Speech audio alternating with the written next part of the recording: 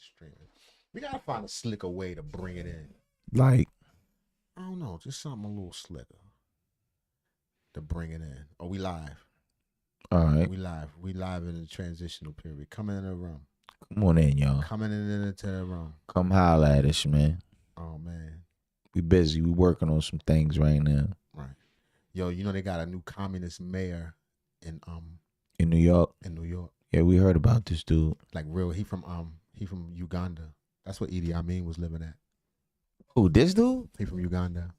Cause you know Uganda, they put out all the Indians. They call them Asians, but they put them all out. What you mean they put him out? Cause the British brought them there to like slaves. Oh, And then when the British left, they were still there, but they got like businesses and stuff. then they took their shit. Right.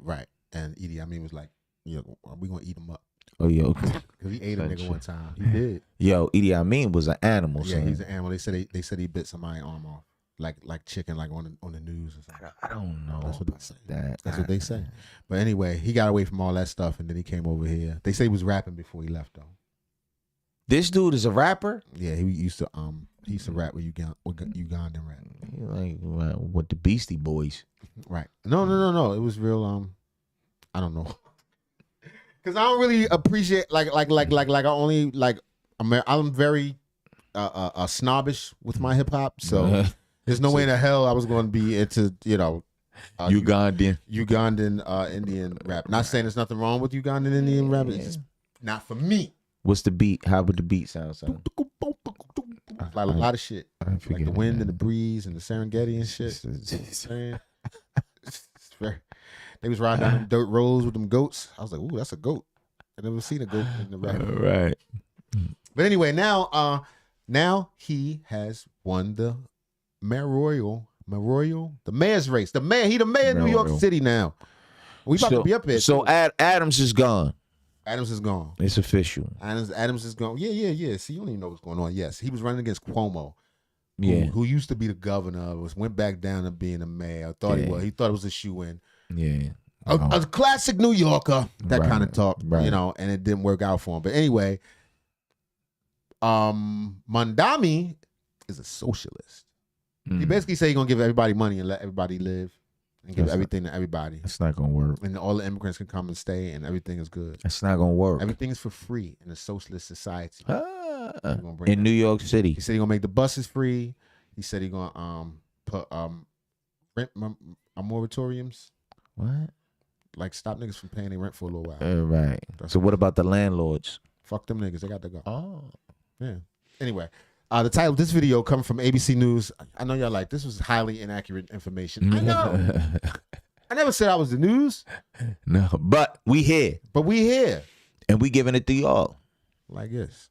Thank you very much for having me. You broke a lot of new ground last night. First Muslim mayor of New York, first Democratic Socialist, first mayor to win more than 1 million votes in, 3 decades, youngest mayor in more than a century. So what is the message and the mandate behind that? The message is about transforming the most expensive city in the United States of America into one They're going to make it cheaper. You're going to make it cheaper, son. How? that's affordable for each and every New Yorker. And what New Yorkers across the 5 boroughs gave us last night was a mandate to pursue the most ambitious affordability agenda the city has seen since the days of Fiorello LaGuardia. And it's time that we start to deliver it. Well, let's dig into that, because you're talking about a rent freeze, you're talking about free buses, you're talking about free childcare. Can you do that without raising taxes? I think you can do that, and I think you have to raise taxes on the top 1% of New Yorkers who make more than $1 million a year, and you do that by raising taxes by them 2%. And then you... They out of here.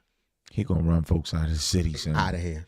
Yeah. They out of here. There's a lot of New Yorkers that make that kind of money because New York generates that kind of dough. No doubt. If they can be out of here, they gone. Out of here. Also increase the corporate tax of New York State to match that of New Jersey. So that takes us from about 7.25 to about 11.5%, which is what we see in New Jersey. These things together raise about $9 billion, which more than pays for our economic agenda and also starts to Trump-proof our city. But are you worried that could drive a lot of job creators out of New York? So what I've heard from a number of business leaders is that the affordability crisis is also affecting their ability to attract and retain talent. The city's inability to provide childcare means means that businesses often have to provide stipends for that childcare. Right now, the absence of universal childcare means that a family will pay around $22,500 a year, which is more money than many of them would spend if they sent that same kid to college 18 years later. Yeah, oh yeah, he gonna get universal child care. We don't know who gonna watch the kids. Right. Well, I don't know. His people. His They gonna have nieces- somebody watch the kid, but it's gonna be somewhere you can drop your right baby for free. For free. I don't want nobody watching my babies for free. No. I need to pay these people. I need Right. somebody, who do I, call Mondami? If shit don't work out, who do I call? I don't know.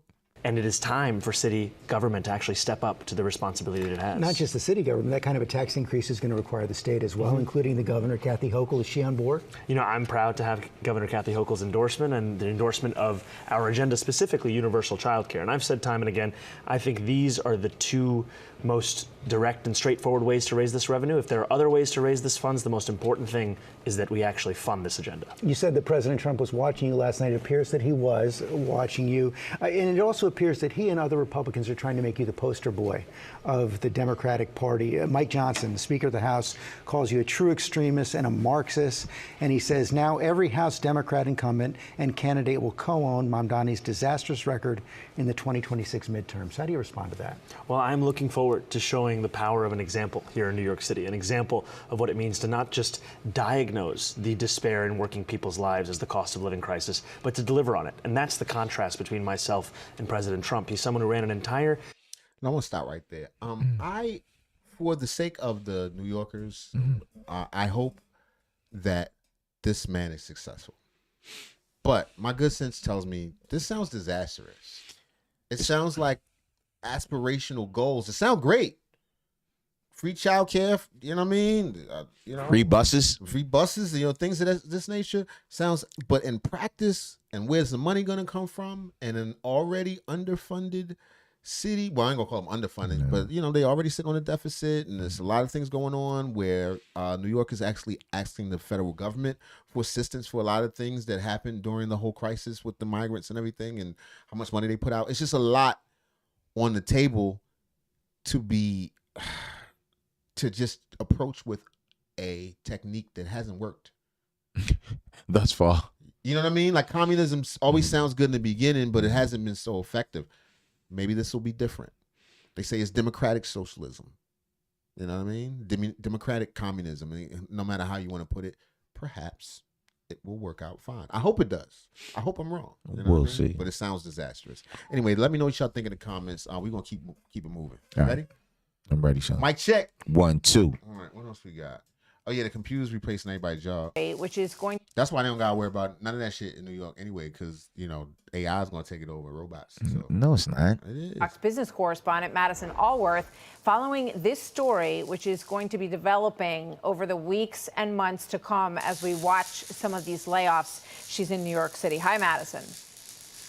Hi, Martha. Not only are companies laying off tens of thousands of workers, they're also eliminating those entry-level jobs because those are the ones that are most easily replaced by AI. You look at the class of 2025. They are applying to more jobs than the class of 2024, and yet they're getting less offers. And that's all according to the National Association of Colleges and Employers. So we're seeing this at play. That is why you're starting to see more students turn to trade schools. Enrollment is up 11%, over 4 times that of college. And here Is she someone they actually doing the trade? I don't know, son, but a trade is the way to go. Yeah, definitely. There's no doubt about it. But it just sounds like somebody sawing or drilling or doing some electrical work. In the background, you But hear yes, that. listen, trades, you actually making something. No You're doubt. repairing something. People look down on those for years, but they're about to be the only jobs left, at No least for a doubt. while, until they get real good working robots. Plumber, electrician, Yeah. HVAC, things of that nature. It's going to be a minute before the robots can do that. No doubt. But if you push buttons for a living, Yeah. Or you just answering the phone. well, any kind of process that can be automated, you in trouble. That's what I'm saying. Apex Technical School, they've actually seen an increase in enrollment by nearly 15%. One of the big draws is job opportunities. To keep their accreditation, Apex needs to graduate 70% of their students, and then they They stick welding back then. Tiggs and Migs. need to place 70% of those graduates into jobs. In an uncertain market, that is hard to beat. And the students here, they like their odds of employment, and they also feel like they're in AI-proof jobs. I'm investing in myself right now, so I'm putting in this time while I'm young to get the skill, gain the skill. A few years later, I'm gonna be making a lot of money. In the future, you have so much like AI and all this stuff now. It's a lot of people are gonna be needing like to do hands-on jobs because the robot can't do much like plumbing and electrical and stuff like that. So that's why you got people. And they will eventually, but nah, it's gonna be a minute. Them robots ain't ready to. It's too complex and too many variables. Hands-on. Hands-on. Too many people's homes are different because the robot got to know all that shit before they even start. And you know they're pretty good, but not for that fine motor skill thing. What about barbers? Would you be able to stick your head in the joint and like boom, like the Jetsons, and just take it off? Maybe like, eventually, but it's gonna be a minute before that happens. True that. Somebody got to invent something. I was gonna need barbers, some new beauticians. thing that does that. Yeah. People like us here. So not only AI-proof, but needed in the AI revolution, the building of data centers, the maintaining of complex electrical systems, that will all take trade workers, and students here will be graduated in the workforce in less than 7 months. Martha? Madison, thank you. Hey, Sean Hannity here. Hey, click here to subscribe. I don't know why I always say hey with him. I don't know either. Oh, we did that already. I was thinking about that Tariq Nasheed thing with Ah, yeah, we did that. Yeah, with the Jamaicans. yeah, he was mean as shit to them. Oh, Charles Oakley said he want to punch Shaq in the mouth when He didn't say that, He man. did, son. That's a legit thing. Right in your backyard. I'm telling In you, he our said- backyard. He said he Slap. Isn't it time we he said he focus? gonna punch a couple niggas in their mouth. Not Look, now. look, this Not coming at from this Art of Dialogue. You think? See, you always Shout out the Art of Dialogue. you always man. think I'm bullshitting. Look, Because you play too much. Charles Oakley on confronting Shaq for disrespecting him behind his back. Then he said Charles Oakley said he wants to confront Stephen A. Smith and calls Patrick Ewing selfish. Charles Oakley responds to Judge Joe Mathis calls Judge Joe Mathis a liar about their altercation. I'm gonna see you again. I'm telling you, Charles Oakley's fucking niggas up. Right, like I'm gonna beat some. All this is off one interview. Which one you want to see? Did he punch Shaq in the mouth? Did he punch Stephen A. in the mouth? Or I is he want gonna punch to see Judge Mathis. That's You wanna got see Judge 115,000 views. All right, the title of this video coming from They say good the things come to Art those who of the wait. Dialogue. Well, we don't buy it. Charles At University of Phoenix, we're earning career-relevant skills with every 5 to 6 week course.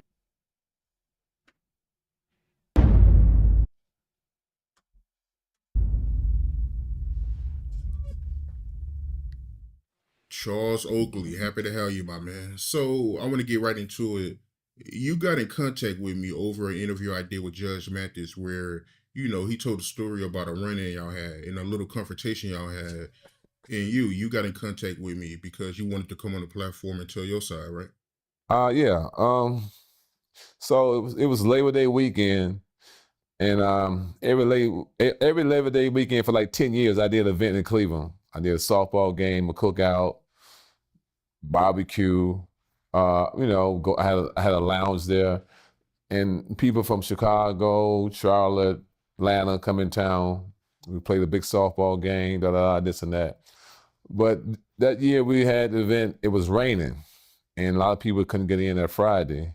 They had to come in the next day. So, I had a couple people that came in. So I had a van, a nice customized van. I had bought when I was in Toronto, and so my guy Eric from OJ's, I had an incident. Matter of fact, I had an incident in Cleveland at at this place in Cleveland, and this guy, and so just trying to front. It was a nice, like a half hour place. So from like 5 to about 7, 8, and I had an altercation with this guy, and one thing led to another, and we just left out of there. We was finna go back to my mom's house, and I got a call from Eric from OJ's because somebody called, like my brother.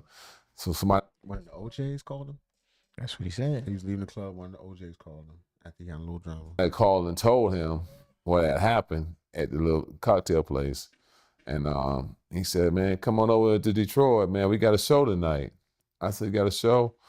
I said, okay. We ain't had to go change or nothing. It was just 2.5 hours away from Cleveland.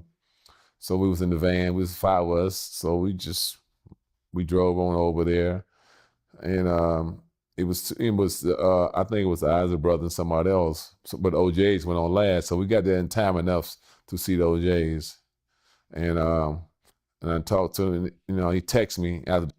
I seen the OJs perform live, son. He put on a great show. Yeah, I'm sure they did. Hits. That's right. So he slapped Judge Joe Brown with where OJ's playing in the back. I don't know, man. Well, hopefully not. I mean, Judge Mathis. He popped Joe Mathis, Judge Mathis across the mouth twice. Show, you know, 7 meters over Derek Coleman place. He had a restaurant, Sweet Georgia Brown. I said, okay, cool. He says that's right around the corner. I said, so I hit D, and they said, yeah, we're gonna be there. And so it was like a lot of celebrities, you know, Queen Latifah, the mayor of Detroit, some of his guys, and, you know, like I said, Queen Latifah and some of the girls. When we came in the place, it was say about 12 or 14 people. Judge Mathis, all of them, the guy from BET was there. And that's when Judge Mathis showed up. Queen Latifah, so I knew her from New York days, so we spoke this and that. And I had some young ladies with me. So they went to the restroom, and when they came back, you know, I said, okay, let's go over here. And they said, well, you know, we want to stay, you know, hang out with Queen and all of them. I said, you know, I asked, she said it was cool. So I said, okay, go ahead. So me, we go around the corner. It's a little lounge, like a little bar, you know, a round bar. Me, other guys I was with, it was two guys. It was two more other guys than me and the two females. And so we was waiting for the OJs to come, you know, after the show. They, you know, they changed clothes, and Eric and Eddie, they came over. You know, the mayor was there. And so we just having a good time with my man DC and his guys. And about 2 hours later, and yo, this story should have started. I was at a party. Judge Joe Brown came in. I mean, Judge Mathis. Judge Mathis walked in. What the fuck is all this other stuff about? He long-winded. Damn, man. So Judge Mathis, he they say he had plotted what he was gonna do. It was a check, and he tried to, you know, like come over there, you know, and muscle us like, yeah, your girl's over here drinking, this and that. And I'm looking like, what is you talking about? Yeah, y'all NBA guy. I said, hold up. What is you talking about, man? I mean, they've been over there. I mean, it's ladies, they ain't drinking like that. It's for you trying to bring us a check. You trying to be a big wheel. Now you want us to pay the tab. I didn't have a problem paying the tab. It's the way how he did it. And I'm looking at DC like, what's up with this? So he's saying Judge Mathis styled on him? Basically. So he was ordering drinks for the bitches. No. Like, y'all want some drinks? I got drinks. Go get this bitch a drink. That's not what he said. Get the young ladies a drink, please. So he said he came in with the young ladies, the two young ladies. They went somewhere else. The young ladies stayed at the table with Queen Latifah and Judge Mathis and whatever. So I guess he was like, look, they over there drinking like goddamn fish. Give them a round. Yeah, give a couple of rounds. Who knows what they drink? But some sisters out here can drink. And this nigga gonna pay for it. Basically. Charles Oakley was like, what? I know you was around the corner. I let it go. I said, no. He being disrespectful, come over here about someone came with me and tried to bring a check to me. I wouldn't mind paying for it, but it's the way he did it. And he was, so I said, yeah, y'all over here, this and that. I'm like, man, for number one, you out of order. You know, just come over here and say, hey, here go a check. Don't be talking and saying all this and that, because I ain't the one. And he just kept talking, this and that. And I said, no, man. I said, you better get from over here before something really happened. And what Judge Mathis said? I'm gone. You think I'm afraid of you? I don't give a damn. I got my security with me. Right. First of all, where was Judge Mathis' wife? She was home. That's Son, what be happening when he on the road. Son, that's why she left your ass. Y'all here getting the beef, fighting over these hoes and stuff. Son, don't say that's why she left at the bar. Oh, yeah, I'm sorry. I don't mean by the bar. I don't mean to disrespect Mr. Mathis and Mr. Mathis. Yeah. I'm just saying I could imagine. He said, yeah, well, whatever gonna happen, this and that. And I said, you keep talking. He kept talking. So I stepped toward him. Eddie LeVert grabbed me like, oh, don't do this, man. Oh, I said, man, he's wrong for coming over here. And he's like, yeah, I know he's wrong. And I'm like, DC, you my guy. You let this man do this? D kept saying, oh.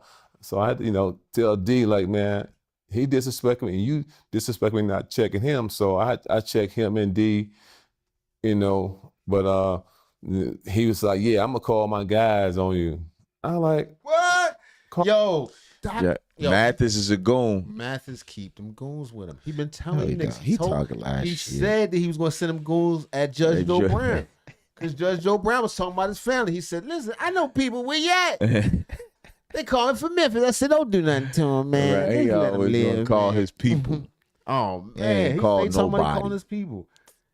Do it yourself. How about this? Don't call your people. Do it yourself. He a judge. He Smack can't- Charles Oakley in the mouth. He can't be sliding on his own. He got to call his peoples. Call them. We right here. So I had another guy with me, right? I gave him the keys to my van. We had a big van, you know.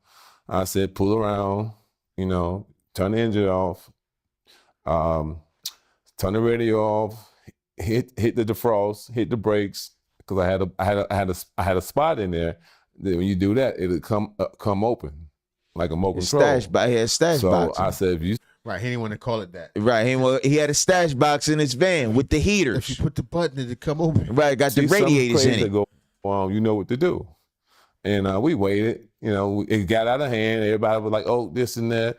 And we was trying to like, no, he been disrespectful, you know, this and that. So he said, I'm gonna call my guys. And I said, call them. And but I heard something he said, he just had 2 guys came home, one did 20, 30 years. I said, okay, whatever. Ain't got nothing to do with me. You gonna send him back to jail, Judge Mathis? Judge Mathis is a wild whore. That's a wild ass nigga, yo. First of all, the nigga that did 20 years is hanging out with a judge is an even wilder whore. Niggas be in jail go for 20 years. And Nah, man, he probably was trying to get a pardon.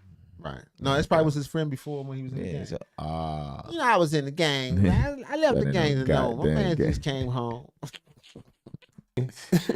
You know that nigga can't help you when you get locked up for shooting somebody just because you did it for Judge Mathis, right? Both of y'all niggas going to jail. You know that, right? You and him. You know that, right?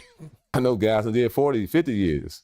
But he just trying to be cool and trying to, you know, this my city. I don't care whose city it is. I wasn't disrespecting you, but you disrespect me. I don't care whose city it is. I ain't gonna let you do. Yo, this don't sound like Judge Mathis, man. Shit, who knows? When he get them drinks in him, he get them drinks spinning.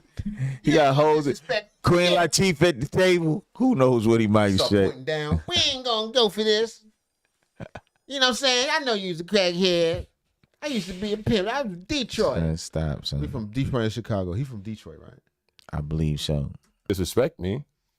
So one thing led to another, and I had to, you know, I told the girls get to the truck, and they kept talking. I was like, "Get your ass out of here!" What? And they got mad at me because I said, "You know, like you can't do nothing. It's a man conversation." That's why I told my guys bring the van around front and just whatever. So. What? Charles Oakley, wow. But you read his shirt? He told him you go see pop the trunk. what does sweatshirt say? Enforcer. That's what he was. He wanted to smoke. Yo, we do not advocate violence at all. I just think this is a fantastical story. This is ridiculous. With Judge Mathis. What I've been doing in my life, nigga? I could have been at the Charles Oakley. No, you couldn't. Fighting tournament. No. It just kept going back and forth. And Eddie, like, man, don't, you know, Eddie, he's a straight lane. He's a straight little punk. What? And just like that. So as we just like that. He's straight lame. He's straight low punk. To Judge Mathis? I never heard that before. Joe Brown ain't even phrased it like that. Joe Brown wouldn't have accepted that. Joe Brown would have been walking right out the back, whatever they got going back there. Knock on the door. Wouldn't tell you about is Mr. Oakley here with them brown New Balance, them orthopedic New Balance on with thick soles on. I tell you in your damn face that you ain't a damn worth a goddamn. I don't think, because I don't see Judge Joe Brown cursing too hard. You know, we leave after about an hour. We wait outside on the way back to Cleveland, and it was in September. He said it was snow outside, so I get a call from Butch Lewis. Butch Lewis called me about 15 times. Oh, I heard what happened. I'm sorry. I said, no, he was dead wrong. Everybody say he was wrong. I know that. So time go past and So I see him again at Butch Lewis up in Delaware. Had a big retirement party. You know who Butch Lewis is, son? No, I don't know this nigga. He's a boxing promoter. Butch Lewis dude used to wear a suit, have on a bow tie with no shirt. You don't remember him? No. Yeah, he's one of them. Shout out to Butch Lewis. Shout out to Butch Lewis. And I didn't mess with him because Butch Lewis, Denzel, you know, all the guys was up there. Bob Johnson. We was playing, spades, bid whiz. And then I seen him this summer at Mustafa Farrakhan. Oh, so this is an ongoing beef. Every time they meet each other, it's up. Pull the van. He got his van shot up. He come back, Judge Mathis. Like, I know you had something to do. That's not true. About to start spreading a vicious rumor. Right, nigga run up on the show. And this is why he was Judge Mathis. This is why he was on the show. This is crazy. Allegedly, these are like allegations. We don't know if Charles Oakley's telling the truth.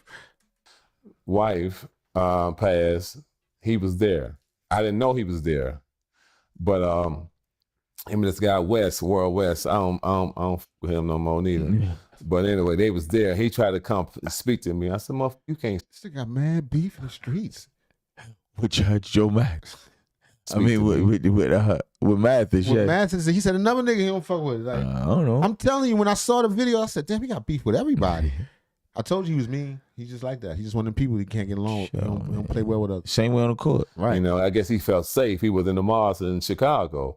So, this and that. I was so mad because he tried to speak to me. I ain't get a chance to speak to Mustafa. I just left because because I know 10, 15 more minutes, I was going to I probably would have did something to him, because he already threatened me about he going to get somebody to do something to me. But the point was he tried to speak to me. He thought he was safe. So he trying to tell his story about this and that. He's just lying. I can't believe he lied. He just flat out lying like that. And some of the guys like Eric from OJ's, I talked to Eddie and some other people like. You gonna punch them in the mouth too? No. His people from Detroit, like, we can't believe he's saying this. He had guys riding around, this and that. I said, he's trying to get some, trying to get some clicks or flicks or whatever they call it. But it's just so disrespectful. Because I'm going to see. I thought I was old, son. You should try and get some clicks or flicks. I don't know, the clout chase. I don't know what. I'm going to give you flicks, all right. Him again.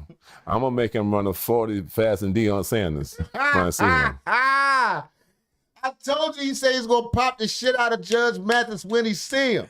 Evidently, yeah. I guess so. God damn. This nigga threatened Deion. He threatened Judge Mathis. I didn't know they had this kind of beef, man.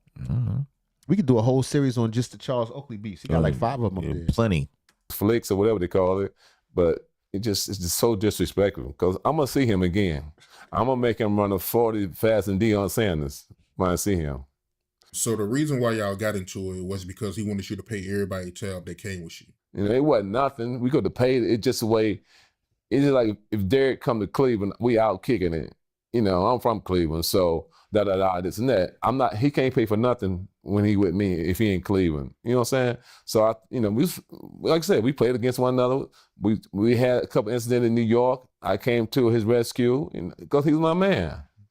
And I felt safe anyway. Wherever I go, I feel safe because I carry myself the right way. But when Judge kind of come over there and muscle us, to pay a check, and I felt, oh man, this ain't gonna work. And I've seen this little punk ass a couple of times, but he know what it is. Like I said, if he see me again, he gonna be running like Deion Sanders. What you gonna do to him? First of all, Deion Sanders ain't running nowhere right now. Right now with that foot. Son, don't. But what I'm saying is, what are you going? I'm wondering why Art ain't asking a big question like, what you gonna do to him? That's you, son. Only you. You're instigator. That's all. I was like, what you gonna do? So you hit it with a bat. With a mouth, you gonna hit him in it. You gonna body slam with? God damn it! I've written down. He gonna hear this. Like people already like, why is he lying about it though? That's the thing is, you're a judge. I guess that Judge Brown we talking about. I'm starting to believe Judge Brown because he do some little sneaky stuff. And, right. You was saying because Judge Joe Brown got beef with him too. Yo, Judge Mathis got mad beef. Niggas don't fuck with maybe he a wild boy, son. I thought he was chill. Him and his son was gonna jump Charles. All right, my bad. Don't say that. Don't start no. This is enough by itself. I can't believe this. See, you got Judge niggas don't. Why nobody don't fuck with Judge Mathis? No, even his wife stopped. Most they back. Last guy to do sneaky stuff like that was probably Isaiah Thomas. And so he played in Detroit, so from Chicago, but he's sneaky like that. So Judge is real sneaky. So they should have dinner together because there's two sneaky guys trying to come up with some kind of sneaky things to do. Damn. Now, sneaky, a punk, all kinds of sneaky ass nigga, goofy ass. Wow. you know, he better, you know, I ain't threatening him or nothing, but what? Hey, you did. He said. He just said next time you see me, nigga, you gonna be running like Deion Sanders. That's what he said out his mouth. Nah, he just saying he's scared. There you go. He thought about it. He's like, He did it, Rick James. I ain't threatening him enough. That nigga said, "What I look like scraping my feet on somebody's couch." Right. Yeah, I scrape my feet on the man's couch. My brother always told me, when you do a lot of talking, you better be able to do some fighting. So what you saying? That's what he said too. We don't fight no more. Okay. But he's just a lame, man. I can't believe, you know, like you said, older people for to teach you that's what's going wrong with the younger kids now. Ain't no more structure. The older people acting, you know, want to be like the young kids. So for him to be Yeah, like you, nigga. You too old for that, man. Right, to be talking about. Come on, man. What you gonna do? You talking about, man, when I don't fight no more and all that. You supposed to be setting an example here for the young folks. Just period, man. Man, this Charles Oakley, he like, fuck that. Yeah, Charles Oakley. I'm still boy. Charles Oakley. So we see. And when I see Judge Mathis, I'm gonna slap the judge. He really what they said, the word for that, I don't know. He really went out the wrong door. I'll tell you that. Gotta ask you, what would it take for both of y'all to come to a common ground and squash our issues? Oh, I can't never squash this. you say never, this forever. over a bill. Nothing happened. It wasn't like nobody lost their life or none of that. Just like, look, man, for real, let bygones be bygones. Man, we too old for that, man. Beef with Charles Oakley is beef forever. He still don't like Scottie Pippen. Nigga hold a grudge for the rest of his life. He talking. That's why they got the radio and listen to the music. You know, he talking on the radio. He talking more than the PA. I mean, this something he shouldn't be talking about. He's like he trying to go back 10 years or so in his life, and you know, he just foul for doing that. And he should have known it was gonna get back to me. So that's disrespect. And he for talking shit. So we're gonna have to go back and look at the Judge Mathis joint. We had to do that. Wrong. And every time he see me, he trying to beg, you know, the fifth or whatever. Oh man, you know, tell somebody this and that. But like, you know, you don't go around lying like that. And especially like I said, you've been a judge too. And people, professional people that seen what happened, you know, so ain't nobody think about that shit, Charles, man. Let it go. Right, man, let it go. That shit. Right, you got other shit going on. Y'all need to set up a program for boys or something like that. Help the kids. The beefing. Oh Lord, what's this? Charleston White. Little yellow man.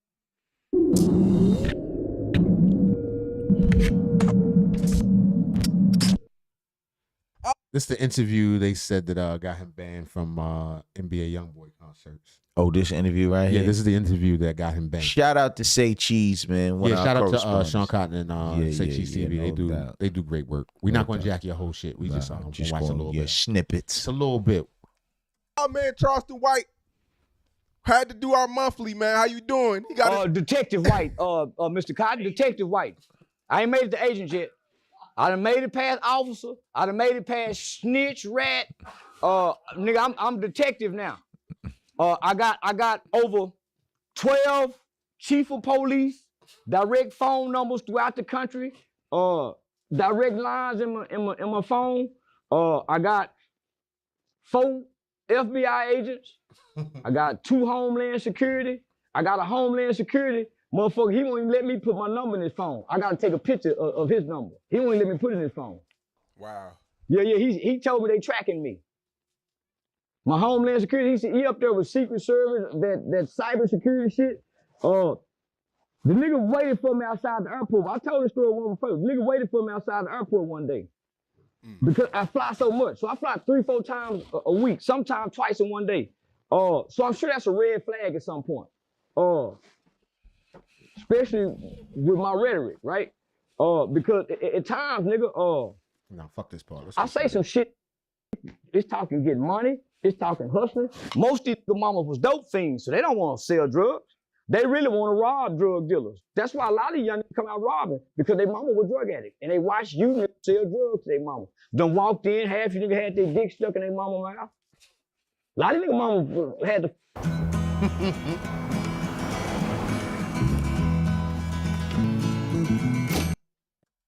So, son, this is just another character. We could add another layer. Charles, this right here is detective. Right. So there's another character. This nigga, if he could be the police, he would. No doubt. No doubt. And a lot of them walk out their bedroom, and you big homie such and such in the apartment. Hey, what's up, little homie? You don't even rub the top of your head and been in there having his mama hiding like a motherfucker with her feet stuck in there. And you don't say nothing to him, so that's where the disconnect come from. Then a week later, here come Coach Blue coming out, your little league coach. I'm gonna pick you up tomorrow for practice, all right? Now all of a sudden you getting picked up every day after practice. But you hearing this truck crank up in the morning when you wake up for school.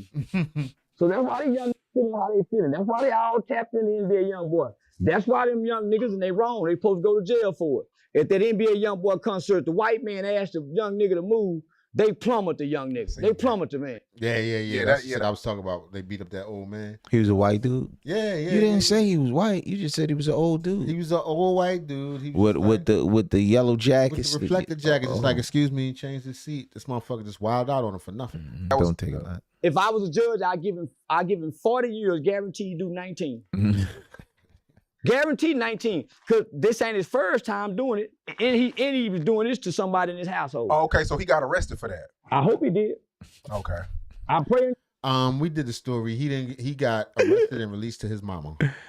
I pray he did. And I hope NBA young boy team, man, get some restitution to that old man, homie. He just the old man, really ain't got no business working, but still want to be a man. Just pointing and tell him to go somewhere. He don't know how to talk to these retarded motherfuckers. But I don't. Man, you don't get your ass down there. They'll jump on me if I worked there, because I wouldn't know how to be nice and professional to them. Right. I can see him. I can see him cussing their ass out. Shit.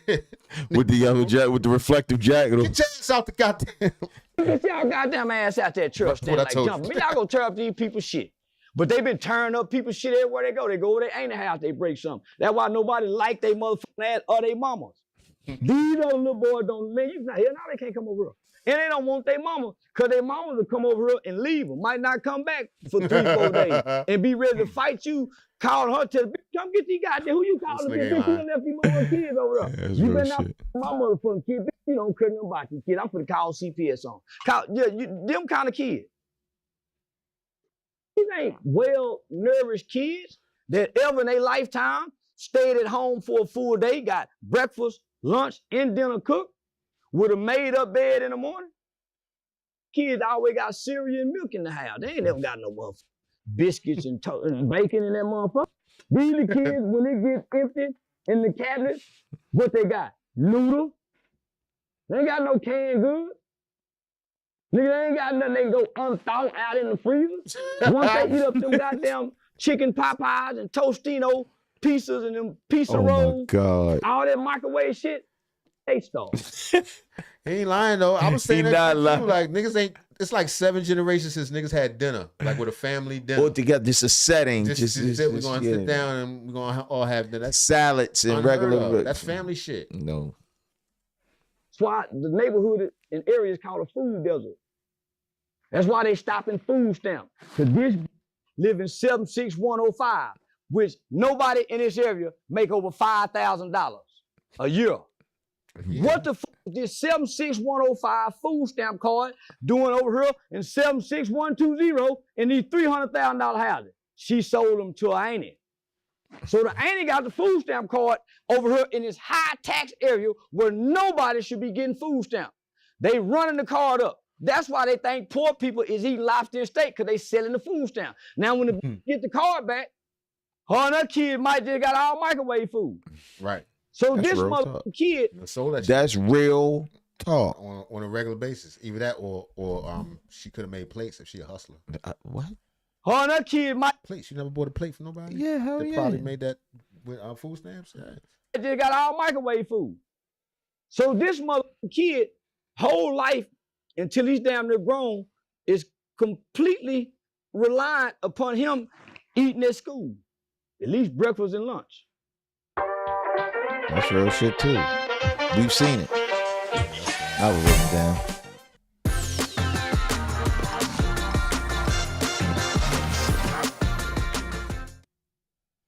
Sometimes the bitch might not wake up early enough to get him to lunch. These are those kids. I mean, the breakfast.